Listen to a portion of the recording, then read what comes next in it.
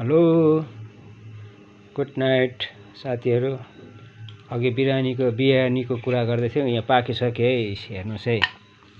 यहाँ मासु छ, यो बिरयानी, यो प्याज, यो यहाँनिर सब्जीहरू, यहाँ खर्सानीहरू छ।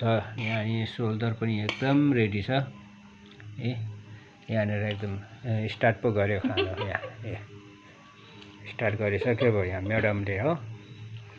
यहाँ बट्टा पर्छ लेग पिस ओ एकदम याम हो।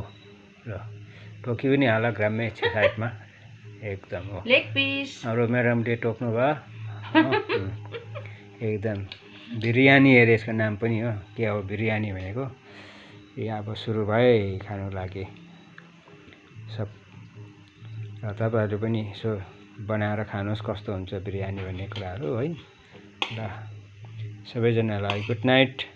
फेरि पनि अर्को दोस्रो भिडियोमा भेट गरौँला।